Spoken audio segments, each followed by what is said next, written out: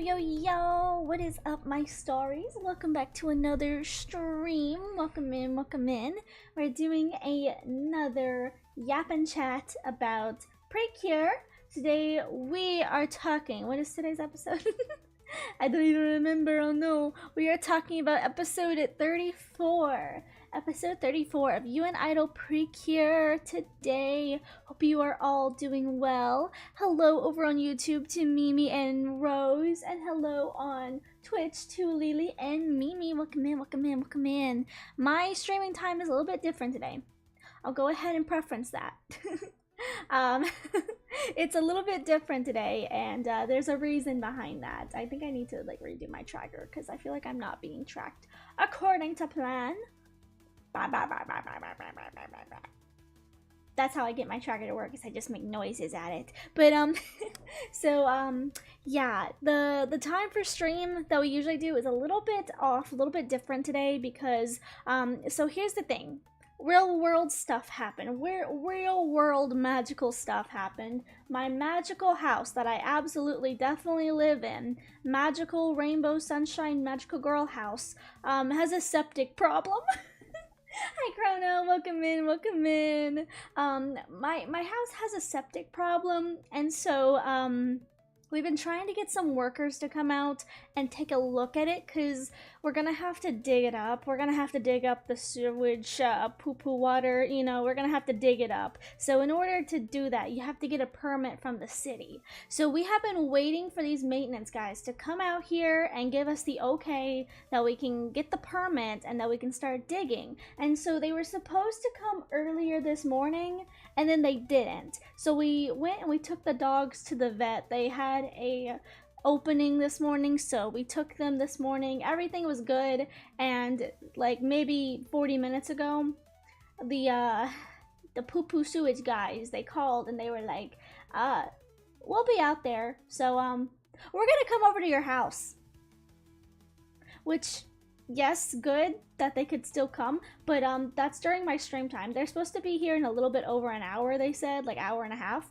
So I was like, okay, I'm gonna go ahead and try to get the stream for today done so that we don't have to do it later, because I know a lot of people said if it's later in the day they won't be able to make it. So we are gonna just, you have to do it now, like 30 minutes earlier it seems, but you know what, it's okay.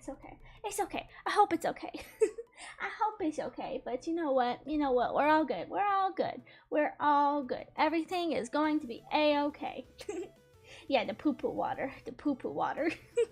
The magical girl house has some problems right now. But yes, welcome in everyone, welcome in. Okay, before we start, I just wanted to let you guys know, I am so back in my Love Live phase. Low-key, I feel like a teenager again, getting into Love Live for the first time. Like, I'm starting to learn the dances. I'm trying to, like, you know, find some of the cosplays, get some of the cosplays. I am having, like, the worst time in the world, though, trying to find a Love Live costume that will fit me. Like, I just need the skirt in size large. Like, I think it's, you know, it's like Asian size large, but I'm like, that's what I need. I just need the skirt. I still have the bows, and I still have, like a plain white t-shirt to go underneath. I just need the Love Live school uniform for Muse. I just need that one skirt, and I can't find it. And I saw where you can get the pattern, but I'm not very good at making skirts, so I don't know about that. I just need someone to sell me it, please. If you know anybody, hit me up. Hi, Kiroix, welcome. Oh, you got a cold? I'm so sorry. I am so sorry. I feel you there. I am also getting a little bit sick, if you can't tell. From my voice, I am also catching a cold, so we're here together. I'll hold your hand through this. We got this. We got this together. We got this together. But yeah, I really need this, like, Love Live school uniform skirt, and I actually found one that I might order for Nijigasaki, which is like the other one. I might do arena cosplay because I like pink-haired characters, if you can't tell. But I'm trying to find like the school uniforms, because a lot of the school uniforms have like different variations where you wear like the skirt with like a different top. If you know anything about Love Live, for example, like they use their like school uniforms in a couple different songs. Like for example, Happy Maker, it's basically they make a t-shirt and put over their school uniform skirt. So I'm trying to find that skirt so I don't have to make it, because I'm really not good at pleated skirts. I'm really not good at it. I see, well, that's understandable. That's workers doing maintenance on your house right now. But yep, I'm fine. Just woke up 30 minutes ago because I was up all night working on a Halloween video for October 1st. Ooh, interesting. In a few days. That's fun. That's fun. I love Halloween videos.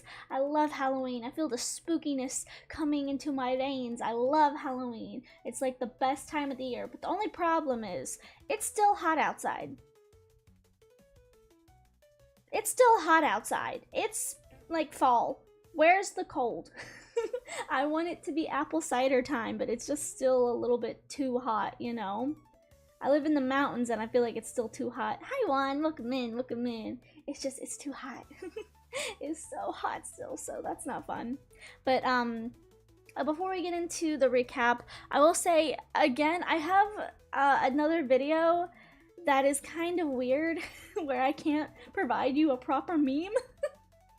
Like when I posted the one about Usagi and Rapunzel for the Assigning Magical Girls the Disney Princess video, a lot of people were like, are you talking about like either a trope of like blonde haired princesses or magical girls, or are you talking about like, you know, just like Disney princesses as magical girls and like kinda. But I have another crazy video. I'm gonna go ahead and tell you guys here since you're here, because this is such a weird idea. I made a post about it on YouTube and I asked for everyone's opinions. So basically I did read some of them for the video, but basically it's about what would you do if you were a civilian in a magical girl anime.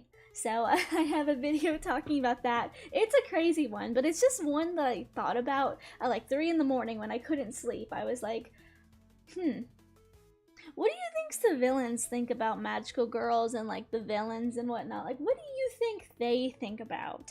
Like, how would they respond? So we're gonna try to look at that point of view this week on Saturday. So yeah. Ooh, I found apple cider in my Dollar Tree, so we buy it for the wintertime. I love apple cider. It's so good.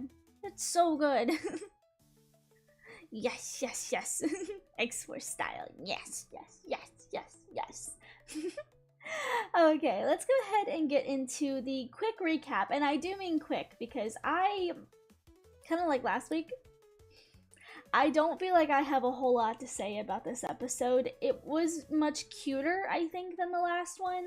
I enjoyed this one more than the last one because it was silly in like a haha reveal at the end kind of, you know, episode. I enjoyed this one more, but I am not a huge fan of filler episodes. And next week, I might be pulling my hair out. You might actually see me be crashing out because what? Huh? I've got some thoughts about next week's episode, but we are going to talk about episode 34, The Great Detective Hamori. Hamori is the little sister of Uta, and so this is starting out at the Glitter Cafe, and the girls are helping their parents work when all of a sudden they get a special order and they need a special plate for this order. So the girls go into the back of the shop with their dad and they're looking for a special plate, but they accidentally stumble upon some sort of like old brown menu that they pull out, and there's this weird scratched out word and whatnot, and the girls are kind of like, what is this? Like, what recipe is this? And the father was about to tell them, but then all of a sudden mom is like, no, we don't know what you're talking about, we don't know what that is, haha, secretive. And so this leads the girls to try to like figure out what this crossed out menu item was. They're thinking through recipes and dishes, but they're like, this is weird. Why would such a, like, you know, usual dish, you know, that you would see just about anywhere be crossed out. Why would it be crossed out? It's so weird. And so Hamori comes out, and Hamori has actually been watching this like little detective anime series. So she's got like her little cape on, her glasses, magnifying glass, and hat, and the family dog. And she's going out and trying to like find all of the like clues and stuff to lead up to what is this menu item. And Utanana and Kokoro are following her because they also want to know, but I kind of got the feeling that they didn't want to like, you know, kind of bother her and get in her way. They kind of wanted to let her try to solve the mysteries. She was having fun, you know, it was really cute. But she goes over to a couple of different people. First is a woman who was a regular, then even Tanaka-san gets involved. Next is an older man who is talking about some of the dishes, but he got the same thing every time, so he didn't even read the menu. So while they're discussing the menu item with all of these people, we get a cutscene of Choco. Choco is also watching the same anime, the detective one that Homori is watching, and she's like, I wonder if I could hire a detective to bring back Cuddy and Zachary. And Joji's like, tough. And she gets mad and walks off, which again, it's making me kind of mad with her character. At least she did something today, okay? At least she got up, and at least she, you know, was the villain for this episode, but girl has not really done a whole lot, you know. She just kind of like, you know, boo hoo hoo, my minions are gone, and that's kind of it. So low-key, that's a little annoying. But anyway, we do see towards the end another guy come in. Now this guy is like much more buff, and it looks like he just came from training off of a mountain or something, but he's very eccentric, a very funny guy. And so sadly, he's the one who gets turned into the monster for the week, and the girls go to save him as usual. Choco turns him, but they save him, and they all together perform the Baton concert, which is still my favorite song. So anyway, once he is returned to normal, he really wants to go to the Glitter Cafe and try to see about that special menu. He is the only person who knows, for a matter of fact, what that scratched out menu item is. And so when we get back to the cafe, he reveals, I'm a comedian, and that special order was actually the thing that started my career as a as a comedian. And so basically the scratched out order was something like a gag. I can't remember the exact name of what it was, but basically it was like a little joke. So like the father would go around, and like if they ordered that, then he would tell them a little joke, and nobody found the joke funny whatsoever. It was honestly kind of cringe from what I'm picking up. Is the mom was like, yeah, nobody laughed. They kind of were like, what, you know, that's cringe. And you know, the dad, he's a funny guy, so he thought he was really funny, and then nobody laughed, and so they scratched it out because it was embarrassing. And so the comedian guy, though, he was inspired by this cringy little joke that the dad would make on the menu by saying like, oh, well, you know, no one found it funny, and it was so unfunny that I just had to like be the one to recreate the jokes. You know, I wanted to start my career from making jokes and whatnot, but yeah, basically like what was I saying? Yeah, basically like, oh, hi Leah, welcome in. But basically he starts his career, and then the dad is like, you know what, I don't have to make these silly little jokes anymore because I have a daughter who is the one who brings smiles to the cafe. The whole reason he made these jokes were to make people smile. He just wanted to make people smile, but you know, not really his thing. And so now Uta's here. Uta is like the idol of Glitter Cafe, and so he's like, you know what, it's okay. I don't need that like silly little, you know, gag joke or whatever anymore, because now I have an idol daughter who is the one who brings smiles to the cafe. So that is the recap for episode 34. I keep forgetting the number. Episode 34. Now, and I say now, episode 35. I have a hope for you. I'm hoping we get to see what's going on with Joji, because this episode is titled You and Idol Precure, a surprise amusement park date. So it looks like Uta is going on a quote-unquote date with Kaito, which I'm just gonna say I think he's a little bit too old for her. I'm just gonna, I don't know how old he is or how old she is. I think she's in middle school, so I'm saying probably like 13 or 14, but like, I think he's a little too old for her. And I don't think all of Precure really needs to have romance. But I just hope that what comes from this episode is like, maybe he starts to hint or reveal that either one, he is Joji, or two, that he knows who Joji is.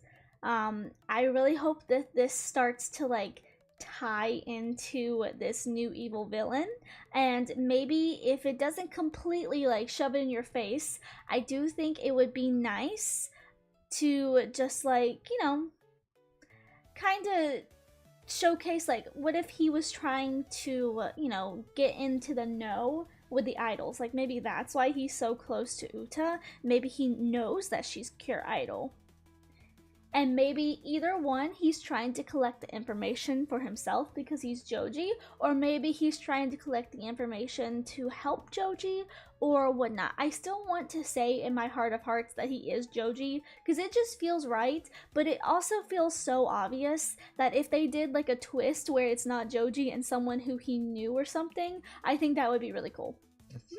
I do think that would be pretty cool because I do think it's so obviously in your face that he's Joji. I think it would be so cool if they did twist like, nah, it's his friend or his brother or something like that. I don't know. It'd be cool. It'd be cool. I'm not betting on it, but it's cool. Hi, Tormungus. Yeah, it feels weird. Ooh. Hi, FNAF Precure. Welcome in. Honestly, I think people are being too dramatic about the next episode. A date isn't always romantic. I said that weird. Romantic. I agree, but, you know, I do feel like we've seen Uta kind of express that she does have, I don't know if she knows that she has, like, you know, feelings for him in a romantic sense, but we do see her get flustered and embarrassed a lot around him. I honestly think of it as like a, you know, like when you're a kid, you sometimes might have a crush on someone who's older. Doesn't mean that you're always going to end up with them, but, you know, I think that is what I see it as. But yeah. Yeah, for me personally, I do not like these characters together in a ship. That's what I'm gonna say about that. But that's my opinion. I just don't personally like it. I don't know how old he is too, and also they really haven't built these two characters up anyway. Like, Precure, I feel like, does a pretty bad job a lot of times with romance, and I do see a lot of people saying like, oh yeah, it doesn't even need romance. Like, the only good characters is like the actual Precures, who, like, there are some who you can just tell. Chocolate and Macaroon, you can just tell. There's a spark there. But like, the character, I'm gonna say this, what's the word? Convincingly is not the one. Conventionally straight looking ships tend to feel most of the time kind of underdeveloped and underwritten, you know? Just saying. For me, I don't watch Precure for the romance whatsoever. I'm here for the magical expect. Why can't I speak today? The magical expectations, the magical fighting, the magical wands and stuff. I don't really care about romance and magical girl series. And like, I'm not gonna lie, even other series besides Precure, like Sailor Moon kind of gets a pass because there's a lot of romance elements in it. It's literally in the song Miracle Romance. But like in other series, I just don't feel like, you know, the romance is the most important thing to me. If they build it up right, then yes, it can be. Like Sailor Moon, Tuxedo Mask, Ichigo, Aoyama. It works if you build it, but if you just focus on, you know, multiple other things and don't actually build it, you know, then like, I'm not invested in it, and I really don't care if you don't properly try to build the romance aspect. It's just not my thing, so yeah. The only good straight romance in Precure isn't Wonderful. I haven't watched I can't speak. Oh my god.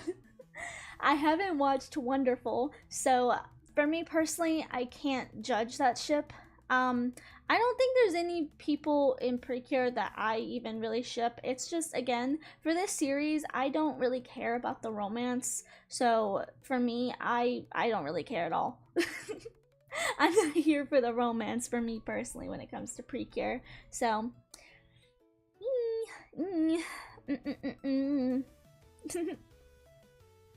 let's see. I'm kind of tired that he only wants to hang out with Uta and not the others. Like, I don't know why. Exactly. See, okay, I'm gonna include this one. This comment and Kaito just doesn't need to exist. I feel like these two comments, I agree, but if this episode and the next couple episodes are able to turn it around to where, you know, it's like he only wants to spend time with Uta because he knows that she's Cure Idol, or because he, you know, thinks that she might be Cure Idol, and maybe if he is the villain, then I think both of those comments, they could, like, you know, build up to him just being like the quote-unquote secret, I guess, mid-season villain.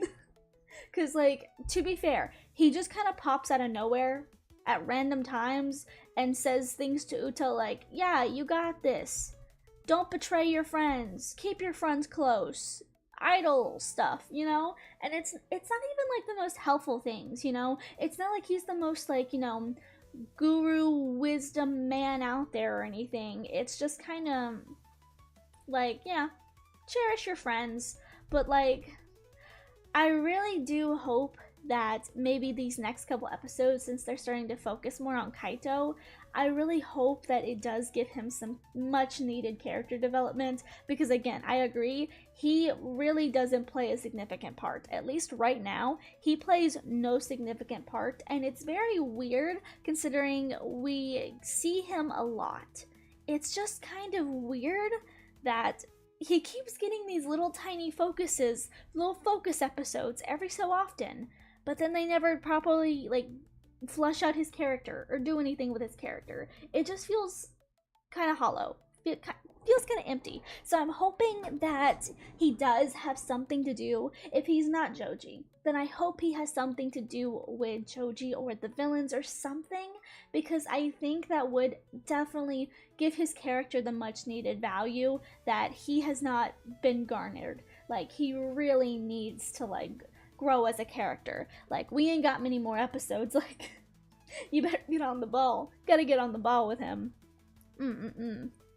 He's just there to be attractive and teach Uta lessons and stuff. Yeah. Yeah, I don't think this as well. Not every Precure is a lesbian. Yeah, I definitely don't think so. I'm not against it by being honest, but Miracle and Magical are a true couple. Yes. Yes. Or Macaron and Chocolate. I really love those two characters. They're so sweet together. Like, not because it's the Kira Kira season. Kira Kira Precure a la mode season. Sweet haha joke. But, like, genuinely, I just feel like they understand each other so well. Like, they almost give me, like, Neptune and Uranus vibes, and I think that's why I really love them, because they are the little bit more older than the other cures for that season, and they just kind of have that vibe where one is very, like, feminine fashionable, and then the other is more, like, male fashionable. Like, Uranus, oh my god.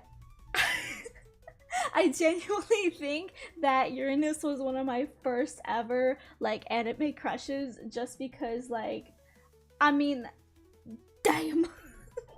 The motorcycle and everything, like, oh my god. The short hair, but also, like, you know, with the earrings and the sword, like, damn. Damn. Oh, let me catch up on Twitch chat as well. Kaito is either Hidegai or Hidegai's ex-partner who went through a bad idol group breakup. That's definitely what I'm thinking. Definitely. Let's see. Let's check up here a little bit. Let's see.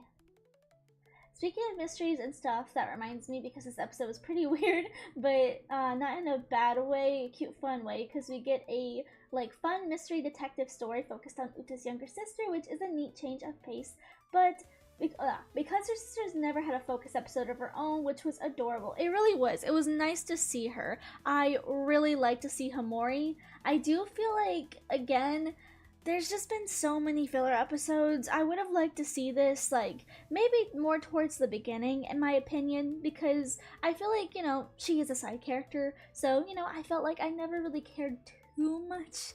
I'm not trying to be mean, but I never really cared too much about her character, because she's just, she's the young kid there. She's just kind of there to build Uta, honestly, as a protagonist. That's kind of, the main role of a lot of side characters, is to build the main character.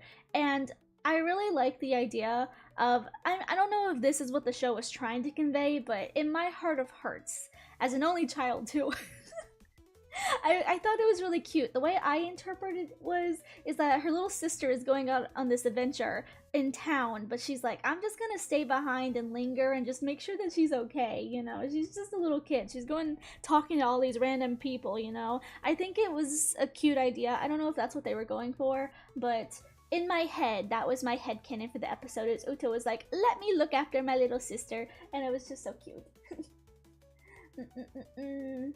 Yes, yes, yes. I gotcha. I love Uranus so much, but I generally don't care about any other character from Sailor Moon besides her and Queen Beryl. Ooh, really, Queen Beryl? I feel like a lot of people don't tend to like Queen Beryl. To be fair, she is one of my favorites. I think, what was her name? Oh my god. I can't remember the one with the pretty black hair. Oh my god. I know it starts with an N. I can't remember.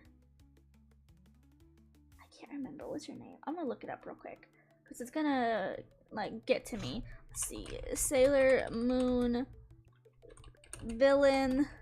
Starts with an N. Villain. Let's just do villains. Sailor Moon villains. What's her name?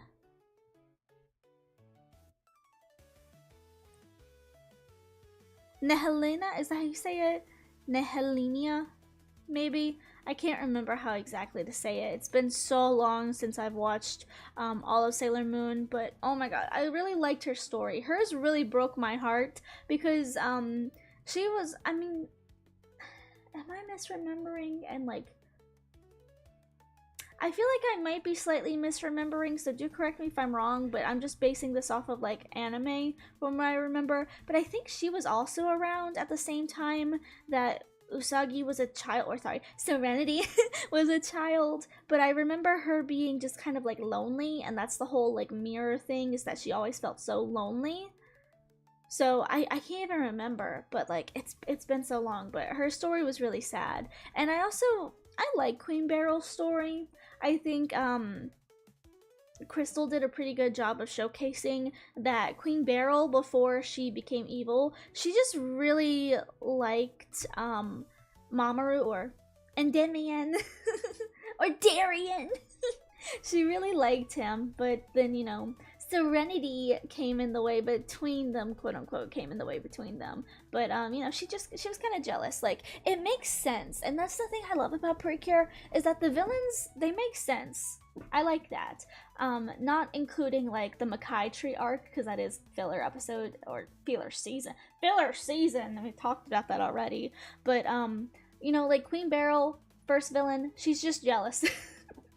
She feels like the love of her life was taken away from her, so she tries to get back at like Sailor Moon and stuff, and she even takes over like Endymion's guards and whatnot, like the knights. Like, dang, girl really went out and said, I am going to destroy everything you love. She was a really cool villain. And oh god, Prince Demand. I saw a video. I'm so sorry if this is you, content creator, but I liked it and then I unliked it because I thought that they were like making a nod at Prince Demand and being like, oh yeah, I hate this guy because I hate him more than anything in this world. I hate Prince Demand. Hate him. I have to like low-key skip over some of those Sailor Moon episodes because he's literally just like, I don't want to like, I'm just gonna say low-key, he was like trying to assault her, low-key, and like I don't like him. I do not like him. But anyway, someone made a video where they're like, I like that man, and I'm like, how could you possibly like him? He was the worst villain because He tried to get a little handsy with Sailor Moon, you know, like Usagi, like, no. No, like, did you not see how scared she was? Did you not see how upset she was? Like, no. I don't care what anyone says. I don't care what you think about Prince Demand. I hate that man with my whole heart and soul. I hate him. He's horrible. The worst one. The worst of the villains. And so, anyway. I saw a video where someone was like, oh my god, he's so fine. I like him so much. And I'm like, did you even watch Sailor Moon? Like, did you even watch? Or are you just, like, judging him because you think he's pretty and, like, Sailor Moon Crystal or something? Because he's literally the most horrible man in this series. Just true. Just the fact. Anyway. Next, there is the, what's it called? It's, like, the circus arc? What's it called? I'm trying to think. Was it the Dead Moon Circus? I think so. Yeah. I think it was, with the season that was Prince Demand. See, everything is just blurring together. Prince Demand season was like the Black Moon something, and then it was the Dead Moon Circle. Everything is just moon. I mean, Sailor Moon, it makes sense. But anyway, the circus arc, that one I really liked. That one was really cool, where they showed the Amazon Quartet and basically how they're supposed to be TV Usa's eventual, like, guardians, but they got woke up too early and that led them to be corrupted. That was such a cool thing. I loved that. I still, to this day, I really would sell everything I own, all of my worldly possessions. I would sell them to Nako Takeuchi if she could just, you know, give me a manga spinoff of Sailor Chibi Moon and the Amazon Quartet Sailor Soldiers. I would sell everything. Everything. Please. I just want to see Chibi Moon. I want to see Chibi Moon take over her role as like a Sailor Moon type character. That'd be so cool. And just kind of see the friendships and bonds that she has with her own scouts and guardians. I think that would just be so cool to see. But I really like that arc. And then, oh my god, the last arc with Galaxia, I never quite... It's not that I loved it, but it was never one of my, like, favorites or anything until Sailor Moon Crystal. Because Sailor Moon Cosmos, when you, like, just hear the emotions, her screaming, Sailor Moon just screaming in agony when everyone that she had ever loved dies, it was so powerful. Like, it actually had me sobbing. Like, in the 90s anime, she cries, but she doesn't, like, scream and wail in agony like she does in this new season. So it's like, it really, like, you know, pulls at your heartstrings and you're like, wow. Like, I do feel like Cosmos really made me love this this last season of Sailor Moon, because it really showcases just how much pain Sailor Moon is going through. She's losing all of her friends, all the people that she cares about, people that, you know, these were her friends in a past life, her lover in a past life, even her future daughter now. Like, everything is being taken from her to try and break her. And it does. For a while, it really does break her, but seeing her power through, like, damn. Cosmos really gave me a newfound appreciation for the Sailor Star series. Like, oh my god. Like, that season was so good. And I honestly need to go back and rewatch Sailor Moon after the new Sailor Moon seasons, because, like, it really, really got to me in the last one. Like, just hearing her scream, especially after Chibiusa dies. Like, oh my god, that was so hard to listen to. That was so hard. Because it's like, she's losing a friend, but she's also losing her future. Not just her future daughter, but if Chibiusa doesn't exist, Mamoru doesn't exist. You know, it's not just she's losing, you know, just her future daughter. It's she's losing her future entirely. Everything. Everyone is gone, and it hurts so bad. It hurts so bad to watch. But yeah, I just love Sailor Moon. If you guys can't tell, I just love Sailor Moon. It's kind of like my first ever big obsession. Let's see.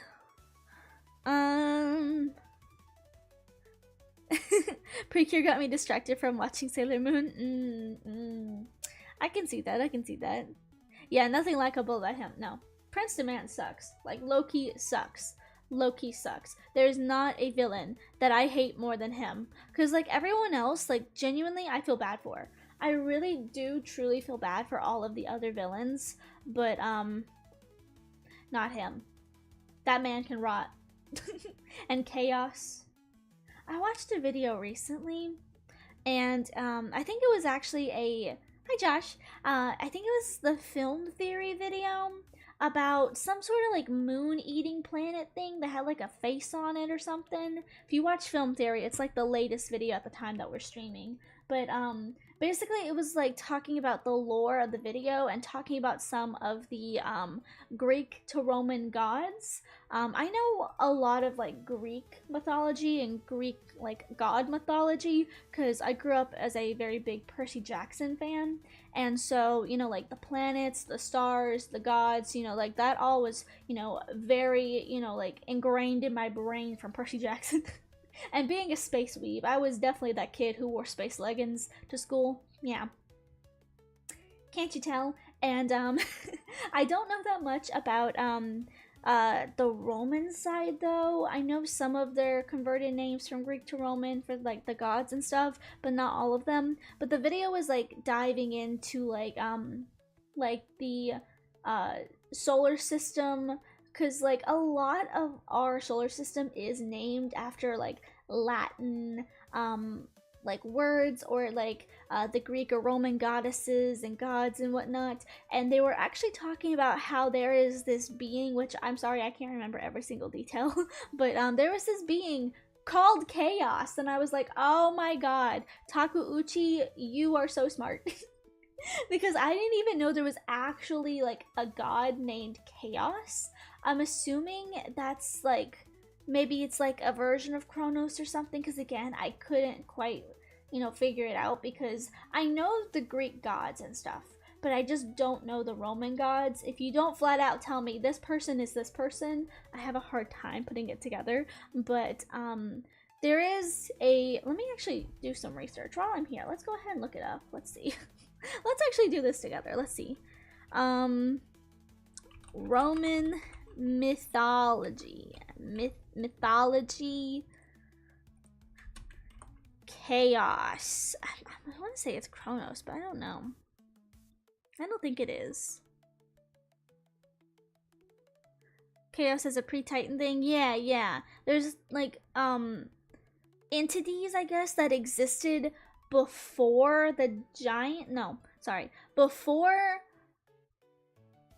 the Titans, and then there was the gods, and then there was the Titans. So like I'm gonna go off of this from like the Greek standpoint, because again I'm not that versed in like Roman mythology, but in Greek mythology you have like the quote-unquote primordial ones, like Gaia, you know, Mother Earth goddess.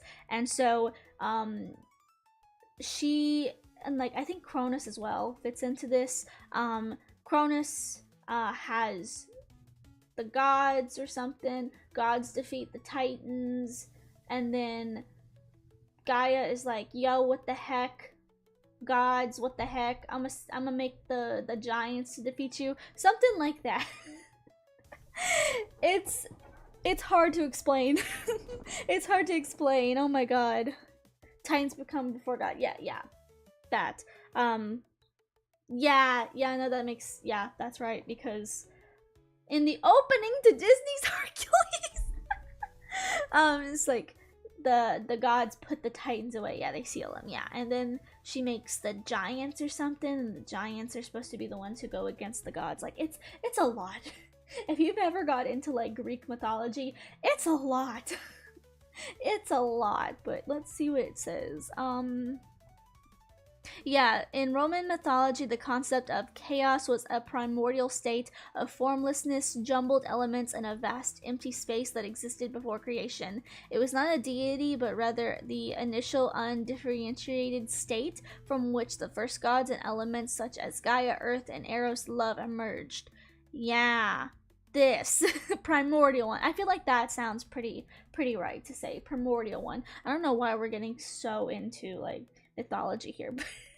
Sailor Moon, actually, that's why. But yes, like when it comes to Sailor Moon, I had never heard of chaos before in that sense. Because again, I focus more so on like, you know, Greek mythology than like Roman mythology. And so the fact that I heard like chaos, I'm like, oh my god. Takeuchi really is like one of the smartest people ever. Cause like it works so perfectly, like oh my god, it was so perfectly, and I feel like it gives a whole new meaning to the Black Moon era of Sailor Moon. Like I feel like it really opened my eyes more. But yeah, it was really good.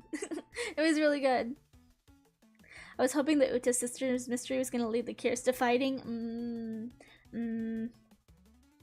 I want a winter slash ballet. I can't speak. Winter slash ballet season. I don't want a flower season. We already had a lot of flower cures. I want something different, something new. Ooh, I like that. I do like that. I saw someone commented on one of my videos about wanting a full fairy Barbie-topia themed season. I adore that idea. I adore that so much. I love Barbie Fairytopia, and honestly, we've got a well. I was gonna say we've got a couple mermaids. We have a mermaid and a cure named mermaid. But it would be really cool to see like some fairies characters, like characters who have wings, cures with wings. Like we've got like, you know, the fairies, the mascots, and even characters who resemble fairies, like, you know, that we would commonly know. Like oh, I can't remember her name, but from Maho Girls, I can't remember what her name was. You know, the little pink-haired fairy girl who turns into the Cure. Her.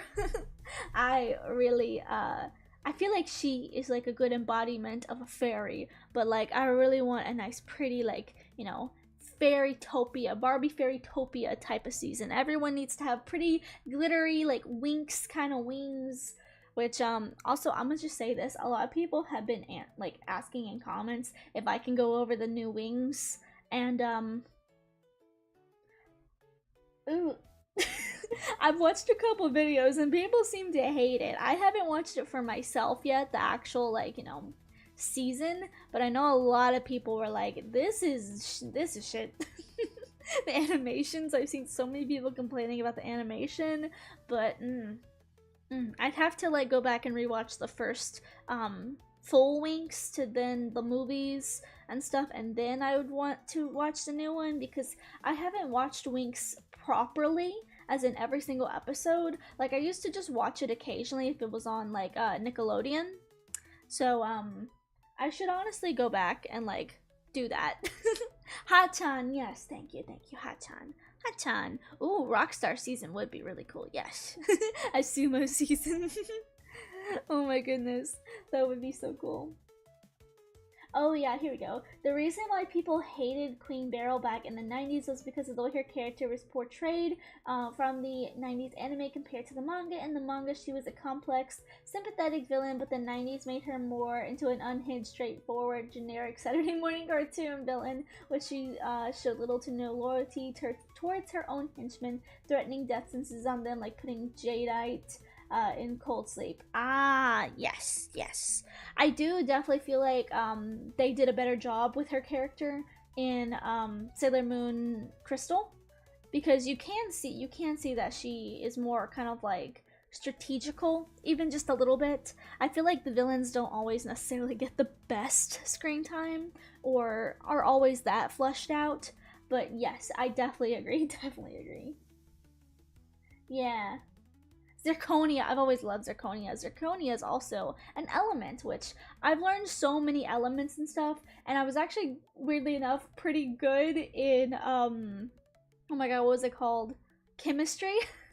I took honors chemistry, and I passed it with a C, but I remember when we were, like, looking into, like, minerals and elements and stuff, I was really good with minerals and, like, crystals and stuff, because we talked a little bit about, like, crystals and stuff, and I remember being like, wow, I'm really good at this. Oh my god, they're Sailor Moon characters. Like, it was the same thing because when I was in history class and they were talking about like Greek gods and stuff, I was like, I'm so good at this. Oh my god, Percy Jackson. It pays off sometimes if you're a little bit of a nerd, a little bit of a geek. It really does pay off. It really pays off. So yeah, Zirconia. They were the main villains from the Dead Moon Circus arc. They basically manipulated the Amazon Trio and the Amazon Quartet, my fave villains, because they are the least that had a redemption arc, and Paula Paula was so adorable. Oh my god, yes! I love them. And Circe, I think her name was Circe after the goddess Circe. That's so cool. Like, again, I love all the mythology and stuff. I love it. I love Disney Hercules. Yes, another favorite 90s Disney animated movies. Yes, yes, gotta love it. I loved Hercules. I know. I remember talking to my cousin about this one time. This was like years ago. She's much older now, and she knows this now. But when we were kids, I had to break the news to her about Hercules and Meg, because in the Disney version it's like, oh yay, sunshine and rainbows. He literally went to the depths of hell to grab her soul and put it back in her body. He loves her so much. They are such a perfect couple. In actual mythology, he ends up killing her and then moving on to a second wife. It's very brutal. Greek mythology is very brutal, very tragic. And I just remember telling her, and her just going like, oh. I'm like, oh no. The truth has hurt her. Oh dear. If they're gonna do Enchantrix, they better make it look good. I don't want them to ruin Enchantrix. Same. Enchantrix was always my favorite.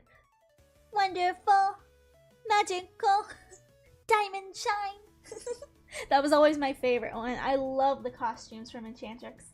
That was always my favorite. My favorite song too. The way they're like, Enchantrix, oh, Enchantrix, I can't even say it. It was just so good. It's such a bop. It's such a bop. The song literally had me like bouncing around when I was a kid. I remember like getting up and like dancing to it. It was so good. Beryl's also interesting in the Toku series. Ooh, okay, I'll have to check that out. When I was watching Cells at Work, when I first watched Almost Sis Jones in 2021, I wish they did a crossover collab. I'm not ready to give up on Uta's sister finding out that she's Cure Idol. I think it would be interesting to do. Ooh. I think that would be interesting as well. Definitely. I think that would be fun. I think it would be cool to see her reaction. I do feel like with her being a kid, she would probably want to tell everyone, but I think Uta is the kind of older sister who would be like, hey, you gotta promise me you can't tell anyone, okay? And I think Uta would be the kind of sister who, like, Hamori would listen to, because they seem to have a very good relationship. Okay, I'm not gonna lie. Speaking of like sister relationships, this is one thing that I was thinking about as well while watching this episode today. Y'all know how in Heart Catch at the end, Tsubomi is going to be a big sister. I have always wanted to see, whether it's just like a little like comic or like a little side series or something, I've always wanted to see more about, her being a big sister, because Tsubomi was so excited when she found out that her mom was having a baby. Like, oh my god, I know she would be a great big sister. Tsubomi is just like the epitome of kind, gentle older sister who would nurture and like, take care of a younger sibling. Like, oh my god. Perfect. And I think definitely because they would absolutely have that age gap, I think that Tsubomi could almost like, be seen as like, a parental figure almost, like someone for the younger sibling to definitely look up to, because let's be real, Tsubomi is such a good character. She's so kind-hearted and so sweet. Like, she would be great. A great older sister. I have a prediction. It's been a while since Precure shown their identities. I wonder in the ending if they become real idols. Ooh, that would be cool. I would love that. That would be really cool. Ah, that's true. On the other hand, remember how hard a time Uta had keeping the secret herself? Yeah, it does seem like, she's gotten a little bit better, but she does have slip ups every once in a while where she's like, oh yeah, that Cure Idol. Cure Idol? I don't know her.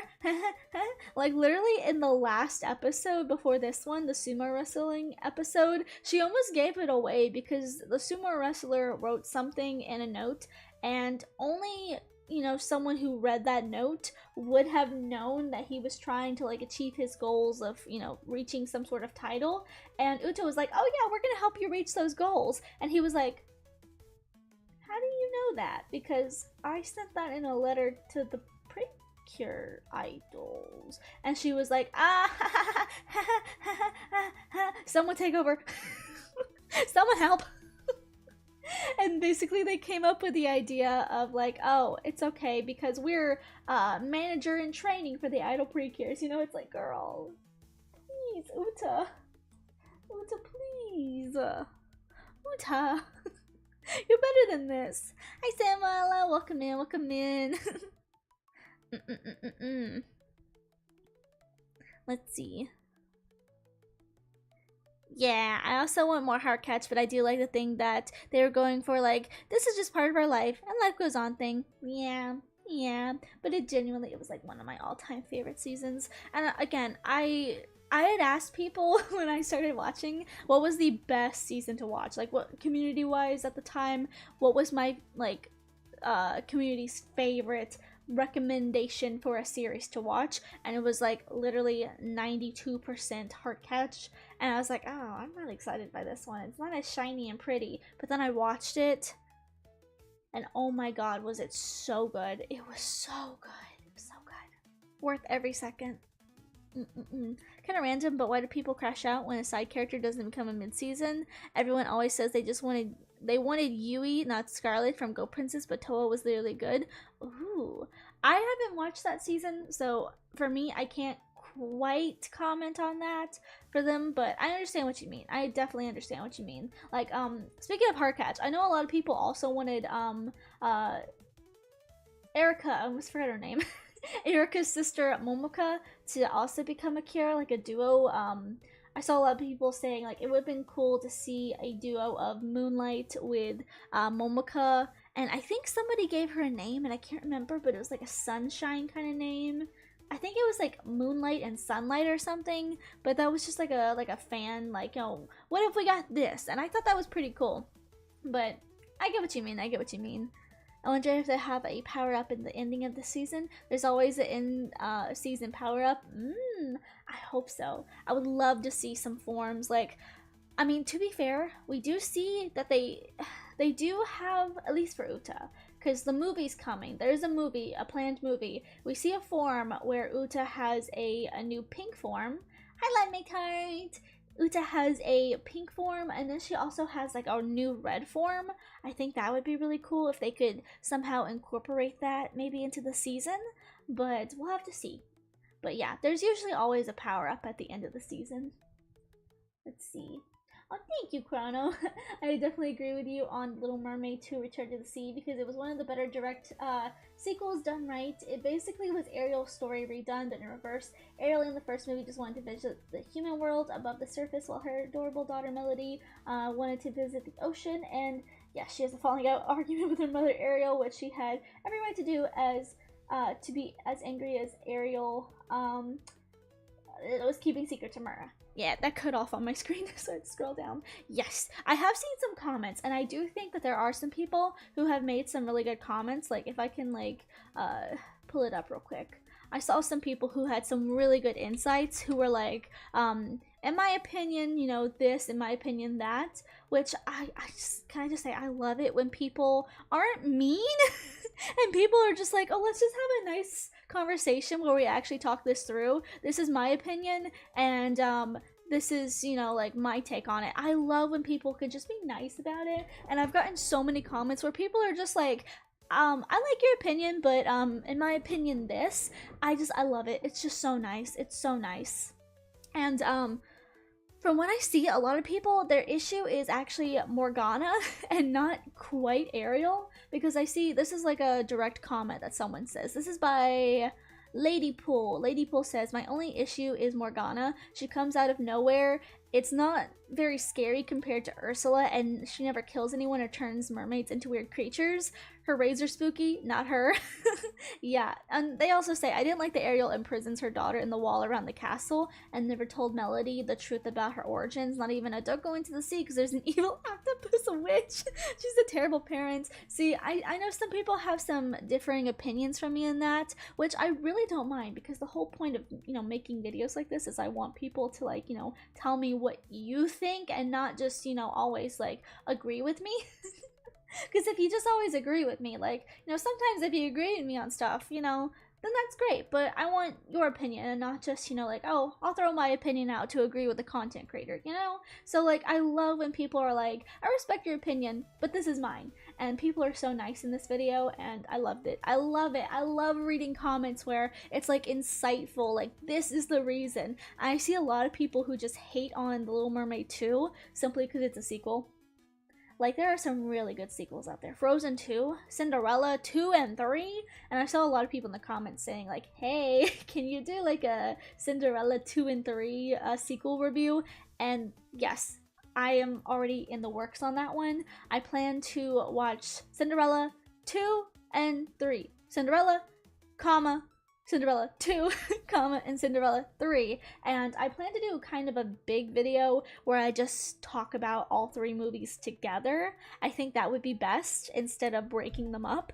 I think it would be best to just like talk about the trilogy together and show how it's like different, how like 2 and 3 add to what we know about the first Cinderella, because I do genuinely think Cinderella has the best sequels of all the Disney princesses. I think she has the best. And even, like, I can't remember, but I know there's some, like, side content series. I can't even remember where it's from, but I remember in my childhood seeing, like, side, like, even just like televisions or like mini series. I don't even know. I'm gonna have to do some digging into it. But like, even then, I remember just loving the Cinderella content. I think overall Cinderella was just built as a really good character. Like, she's someone who is very, like, you know, gentle and soft and kind, but she's also very strong-willed. You're not gonna take away her future that she made with the prince. You're not gonna just take away everything from her. She's gonna fight for it. And I don't think people realize that you can fight for something without drawing a sword. You know, she fights in a way with, you know, words and perseverance, and I love the Cinderella movies. They're so good. They're so good. Let's see. I hope she isn't having the cure heart treatment. I just wish the others had had one too. Yes, I know what you mean. I know what you mean. Yeah. Am I the only one who likes Ralph Breaks the Internet? I love watching that movie. I kept watching it so much in 2021 that I didn't want to watch anything else. I think I can't remember too much about that movie. I remember vaguely watching the Wreck-It Ralph movies. I really liked the second one because of the princesses. But I can't remember that much about the movies. I can't remember who was the bad guy. I feel like it was Ralph or something, like an alternate version of him. I can't even remember, but it was a good movie. From what I remember, I liked it. So, yeah. I liked it. I liked it. Ooh, let's see, let's see. That's why Little Mermaid 2 is a mixed bag. Yeah, exactly. On one hand, it keeps some of the original charm from the original Sebastian and the Crab's hilarious rivalry with Chef Louis and him being cooked. Yeah, he is a chef. He's just doing his job. Yeah, yeah.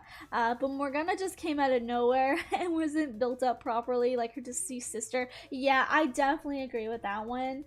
Ursula really was scary. And honestly, this is another thing, is sometimes when I make my videos, I read comments and I'm like, dang, I should have talked more about this. And this is one thing that I do regret not talking about in the video, was Ursula, because Poor Unfortunate Souls was so good. Like, I don't even think Morgana really had a song. I can't remember if she did. She might have had a song when she turned Melody into a mermaid or something. I can't remember. But, oh my goodness. Ursula was genuinely scary. Like if you go back and watch the scenes where like she kind of like creeps around and whatnot, even as Vanessa, she was like low-key infuriating. Like she was just a good, well-built character, and Morgana was just like, you killed my sister, I'ma take revenge on you. Sucks to suck, you know? Yeah. I can see why people were like, yeah, Morgana was the worst part of this movie. She was so dull. I 100% agree. 100% agree. Yeah. Okay, I think we're gonna go ahead and call the stream here. Sorry I had to start it a little bit earlier. There should be some maintenance guys at my house literally any second now. So I wanted to go ahead and get the stream done for today. Gotta get a permit for my septic in the back because it needs to be dug up and replaced. Love that. But I hope you guys enjoyed today's stream. We're gonna have a fun experimental video this week, and yeah. If you wanna watch some more streams, come over to Twitch or to the Glitter Games YouTube channel. We'll be doing some more fun streams this week and whatnot. And yeah, hope you guys have a very great rest of your day, and I'll see you all in the next one. Bye bye. Bye bye bye bye bye bye bye bye bye.